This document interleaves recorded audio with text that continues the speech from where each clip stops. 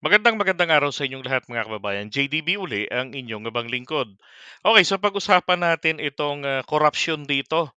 Nako po, kanina nung kami po ay nasa Congress, nag-cover nito, nako, napag-usapan ito, napagkwento-kwentuhan. No, hindi naman po kwentuhan with the congressman. Kasi nag-hearing po niyaan kahapon.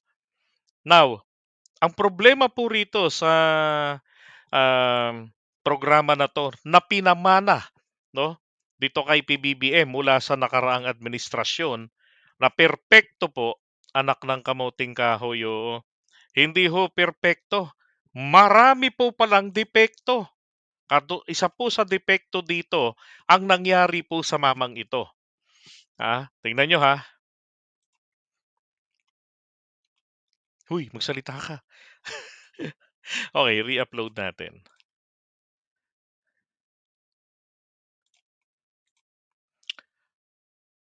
Ayan. Lapit ko dito sa inyong committee. Yung problema namin, kasi naghihirap kami dito. Gumastos kami. Dahil naipit kami sa programang ito. Paano nang hinahanap buhay namin? Yung mga anak ko nag-aaral. Hearing po yan kahapon. Inakulong pa ako. Mahirap maghanap ng pera ngayon. Naghanap ako ng abogado. Kaya yun ang siguro masabi ko na itong programa na ito hindi na nabigyan ng kakulang pag-study. Walang proteksyon sa amin. We request Mr. Burata na briefly po ay maibahagi kung ano ang karanasan. Oh, teka ha. Narinig niyo boses ni Manuel. Huwag niyo munang i-judge, no? Huwag niyo munang i-red tag. Pakinggan, sabi nga po do not shoot the messenger because the messenger is is a Manuel. Tingnan niyo po, ito po yung nangyari sa kanya. Ah. Um, ang ginawa po nila, participate sila sa consolidation, binenta nila yung mga ari-arian nila, yung mga sasakyan nila. Then binigay nila yung pera doon sa, kooperatiba, okey. So, ang kooperatiba po, lahat po ng mga binili niyan na nasa ilalim ng pangalan ng kooperatiba, kanila, tama po. Kanila in the sense na cooperative ang may-ari. Ngayon ganito, etong kooperatiba daw po ay bumili ng mga ilang units ng modern jeepney. So siyempre, dahil po siya ay nagbigay ng pera na malaking halaga para makabili na ng sasakyan ang kanilang kooperatiba, kinuha niya yung sasakyan. Kasi nga, nagbigay siya ng pambili. Pero alam niyo ho ba nangyari? Pinakulong po ito. Kinasuhan ito ng karnaping si Manong. 'Di ba? Mukha pong tama etong si Coco Pimentel nung i-request niya na pag-aralang maigi ito ng Marcos administration. Sigurado ba kayo na alam ninyo etong Public Transport Modernization Program? Programa ito ng nakaraang administrasyon. Sabi niya, napag-aralan niyo bang maigi yan? Now, sa hearing po kahapon, kawawang-kawawa po talaga, durog na durog talaga ang LTFRB. Alam niyo pong stand ko dati, akala ko talaga, sabi ko nga ang nakaraang administrasyon, malaperpekto. Pero naku po, kamalas-malasan, itong programang ito po ay napakaganda po na maipatupad. Kailangan ng bayan. Ang problema, ang programa mismo, hindi po pala ganun. Sablay. Diyos ko. So, kaya nga pinuna ko nung nakaraan, bakit kailangang pakialaman ang prangkisa? Bakit kinakailangang i-consolidate ang prangkisa sa isang korporasyon o sa isang kooperatiba? Eto pa ha, another corruption po dyan ay ito naman. Ha? Mga opisyalis ng kooperatiba o ng korporasyon, anak ng tutsang magkakamag-anak, si asawa, walang kabit, asawa, si anak, si pinsan, sila-sila. Ang mga opisyales ng kooperatiba na may-ari ng mga units ng sasakyan. Ikaw na gumastos, pambili, yung mga walang pambili, pwedeng makagamit ng ginastusan mo. Kumbaga, gumastos ka ng pera para sa pangkalahatan. Na ang iyong iniisip, kailangan mong makabawi and therefore you need to earn at least 6,000 pesos pataas araw-araw. Kaya tuloy-tuloy ang pasada, walang pahingahan. Kasi ang laki ng bubunuin. 'Di ba? Lalo na kung ito ay utang. Oh. At isa pa pala, ang pamasahe po dahil sa kamahalan ng mga units, pwedeng pumalo ng 30 to 40 pesos ang pamasahe. Ayon po rito kay Congressman Colonel Busita sa kanyang paggisa sa LTFRB. So yung nangyari rito kay Manong, ilan pa kaya ang katulad nito? Anong ganong mga grupo na kinapapalooban po ninyo? Good morning sa lahat. Ako po galing sa Bacolod. Ako si Philip Burata. Nag-consolidate kami on...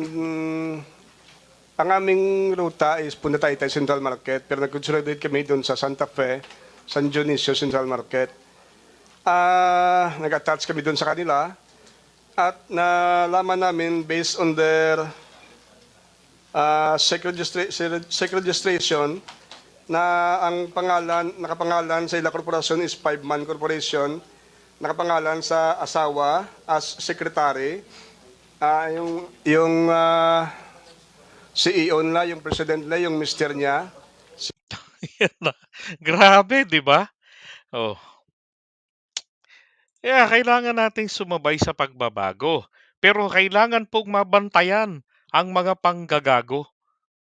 Putragis, tapos ito pa, ang kailangang source ng modern jeepney, yun pong galing po ng China.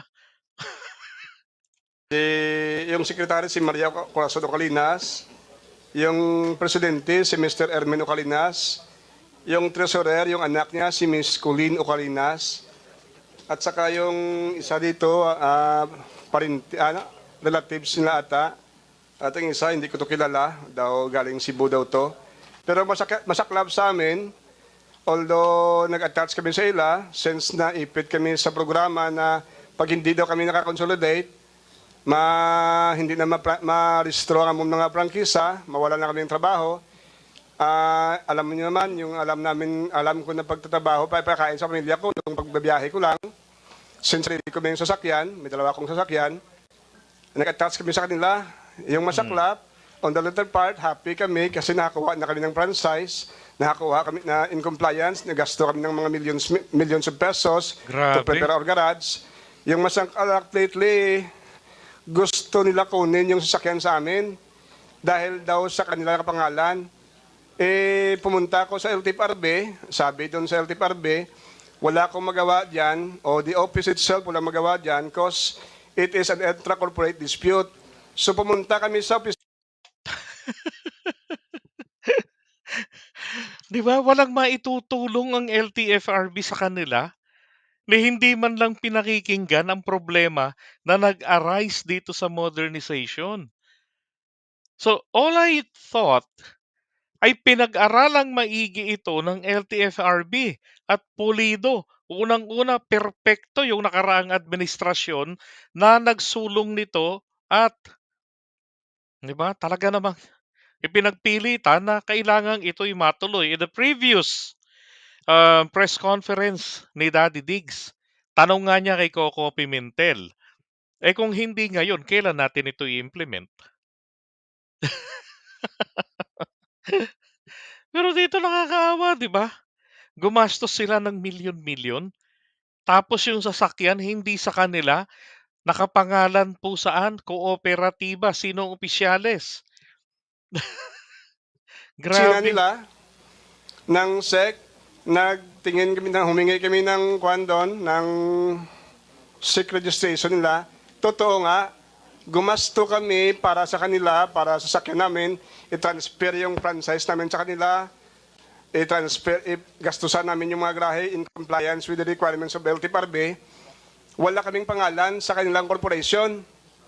Ang masaklap pa bandang huli, nagpasalamat kami kasi nakakuha na kami ng sasakyan, pero nangyari, sabi nila, hindi yan sa inyo, sa amin yan.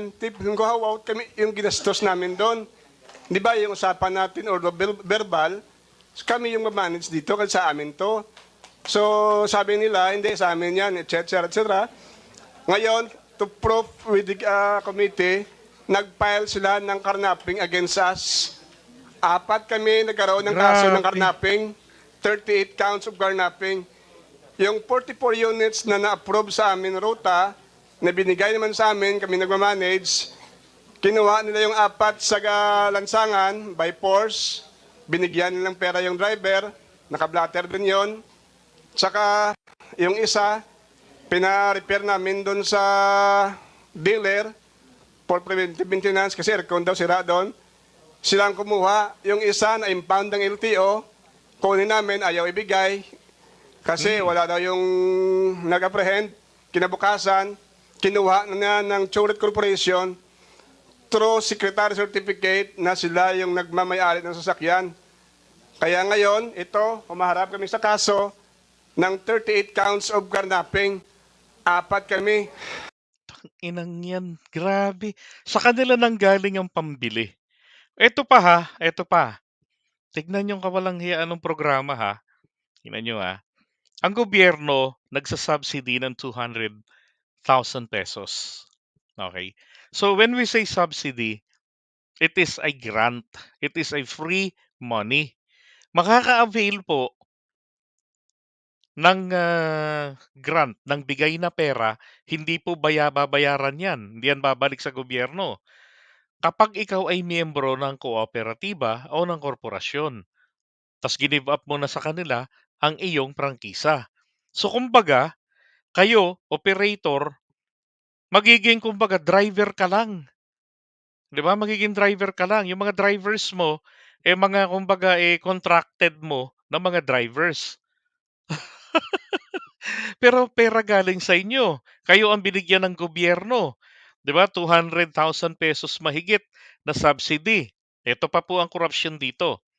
Ha? Bukod sa lugi na gobyerno, ng putya may kumikita, meron po palang nakukomisyon dito. Oh, ang mga promotor diyan. Magkano umaabot ng kung ilang units ay aabot ng 1,000,000 ang kanilang komisyon. Kaya po ipinipilit na nila ngayon, ipinupush na dapat noon pa hindi na binigyan pa ng hanggang December. Kasi hindi na makapaghintay ang mga bulsa nila, tinuturo ang mga suppliers na galing ng China yung mga produkto. Anak ng baka.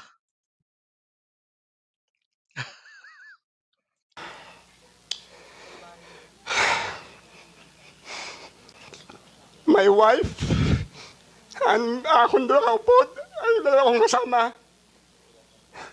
Kaya, gumawa ako ng paraan. Pumunta ako kay Tulpo. Wala din doon. Tulog kami sa bangkita. Pasensya, Senator. Tulog kami doon. Kaya, nung imbitahan kami ng piston, ng Manibela, sabi ko, ito na siguro yung paraan ng Panginoon na mailapit ko dito sa inyong committee. Yung problema namin, kasi naghihirap kami dito. Gumastos kami. Dahil naipit kami sa programang ito. Paano nang hinahanap buhay namin? Yung mga anak ko nag-aaral. Inakulong pa ako. Mahirap maghanap ng pera ngayon. Naghanap ako ng abogado. Kaya yun ang siguro masabi ko na itong programa na ito hindi na nabigyan ng kakulang pag-study. Walang proteksyon sa amin. Mag-consolidate man kami sa korporasyon. Darating panahon, ito rin yung mangyayari sa iba. Grabe, tangina. 'Di ba? Ilan? 48 counts ng carnapping. Kasi yung perang ginastos nila, kinuha lang nila yung kapalit nito, yung mga sasakyan. Oh, 'di ba? Tapos ang gobyerno tumulong 200,000, tapos yung mga bumili ng units, may komisyon pa sa supplier. Walang hiya. Tapos yung mga gumastos na mga drivers, operators, walang pagmamay-ari kasi nakapangalan sa kooperatiba, nakapangalan sa korporasyon, alin dun sa dalawa. So kaya po pala mga kababayan, hindi na nila kailangan ang prangkisa, 'di ba? Anong klaseng programa ito na isinulong nila? Ito po bang klaseng programang ito? Sinadya talagang maging ganito kawalang hiya ang programa na ganito ang magiging epekto para mapahiya, masira ang susunod na administrasyon na nangako na ipagpapatuloy ang mga nasimulan? Ay grabe. Kasi pwede angkinin ninuman ng any corporation na yun na, siguro, pasensya na, medyo iyakin tayo siguro. Yeah. Thank you, Mr. Chair. Grabe 'di ba? Hayop. Oh, sabi rito ni Mariano Jubilog Sr., ang Francisco Motors ay subok na sa paggawa ng jeep. Mura pa, pero ayaw ng ibang tulisan kasi wala silang kita. Tama, 985,000 ang ino-offer po. Kasi dati nasa 1.2 yan eh. So nagawa ng Francisco Motors, 985,000 pesos. Yung sa China, 2.6 million up to 2.8 million. 1 year lang, bulok na. Bakit? Siyempre, yung yero yung dingding eh, di ba? Anak ng putya, oo. Ayaw pong gamitin yan nung nakaraang administrasyon, yung locally manufactured. Now, alam niyo para sa akin, ang gawin dito, total, etong si Francisco Motors, eto nagbenta na to eh. 'Di ba? Binenta na nila yan sa Kia, yung Francisco Motors eh. Etong si Sarao, nagsarado. Yan, hindi na po Sarao ngayon, Saraudo na, 'di ba? Etong ating kaibigan, etong kila Maymay, etong Mel Ford diyan sa Angono Rizal. Oh, eto pang yung isa yung Malagueña, naging malagim malagim na ang sinapit, 'di ba? Bakit po imbis na magtapon ng pera ang gobyerno na 200,000 na subsidy, bakit po hindi na lamang gamitin ito sa dalawang bagay? Yung may mga existing na jeepneys na maayos pa ang kaha, hindi pa ito karag-karag, 'di ba? Bagamat may problema ang makina, hindi compliant sa Euro, edi tulungan sila, pautangin ng pera para makapag-comply. Bakit? Kasi nasa makina po ang problema eh. Ang problema natin dito, environment. So, kung ang makina nagbubuga ng maitim na usok, ipaayos, 'di ba? Tulungan kung wala namang pera, humingi ng tulong sa gobyerno. Magkano lang po siguro ang pag-overhaul niyan o pagpapalit ng makina? Hindi aabot ng 100,000. Babalik pa ang pera sa gobyerno kasi loan lang ng driver o ng operator, 'di ba? Hindi katulad sa kasalukuyang programa ng PUVM, walang babalik na pera sa gobyerno. Lahat ng 200,000 na subsidy pinakakawalan nila, walang babalik. Kasi ito po ay bigay na pera. Kaya nga subsidy, hindi loan. Ang loan ay bumabalik. Di ba? O kaya naman, pautangin. O di babalik na naman ang pera. Pautangin, ito pong mga local manufacturers natin. Kasi hindi naman kakayaning supplyan lahat yan ng iisa lang eh. So kailangan mabuhay iba't ibang lugar, 'di ba? At siguraduhin na itong, registration siguraduhin po na roadworthy palagi ang bibigyan po ng renewal ng rehistro. Dapat po gano'n palagi, and then merong mga random sa mga na checkpoint sa mga sasakyan. Sa lansangan na para masiguro talaga at magkaroon ng takot do'n sa mga drivers na hindi nagko-comply na i-maintain ang kanilang mga sasakyan na compliant, 'di ba? So, this is a matter of implementation, eh. Pero makita mo yung Diyos ko po, akala ko lang yan nakakahiya sa mga driver na nakakalaban ko noong, unang kino-content natin ito, early days ng, implementation nito under ng Marcos administration. And the good thing nga, ang ginawa ni PBBM, 'di ba, ang sabi niya, 'pag maayos pa naman, hindi naman nagbubuga ng itim na usok dahil magaling yung driver, hindi yan ipe-phase out. That was one of the modification na ginawa ni PBBM. The second part, bagamat nagtapos na yung, December 31 na deadline, pero meron pang extension ng 30 days para dun sa mga jeepneys na hindi pa nagko-consolidate, para makapag-consolidate. Pero sino po ba yung nanawagan na magkaroon ng ganitong klaseng, pagdinig sa Kongreso? Martin Romualdez, because of the reports about corruption. Ang iniisip ko kahapon, anong klaseng corruption meron dun? Sus Mariosep, nung pinag-uusapan namin kanina, ng mga kasama namin dun sa Congress, eto pala. At sakto nga ito nakuha kong balita. Sabi nga nila, grabe yung mga pinaliliwanag natin in support of this administration. Tapos, eto pa ha, one thing that we have discovered or learned, ah, yun pong mga report na binigay nila kay PBBM, hindi po pala accurate ang mga reports na binigay nila. Kaya po malamang itong LTFRB po talaga, reshuffle, kung hindi reshuffle, rumble talaga ang abutin nito.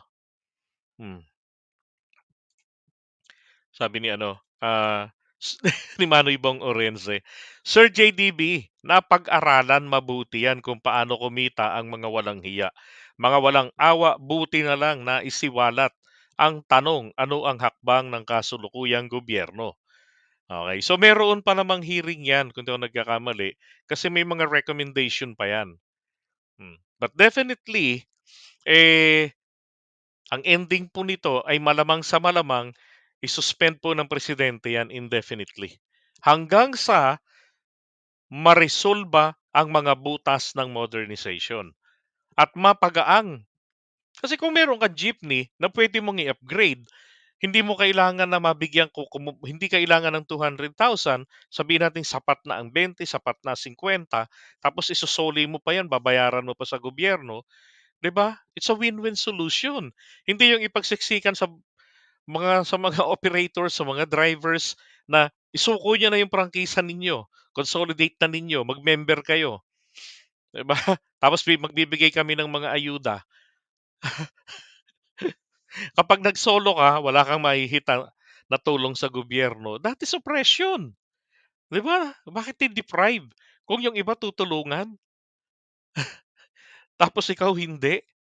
May problema ka rin naman dahil lang hindi mo nagugustuhan yung programa, 'di ba? Hmm.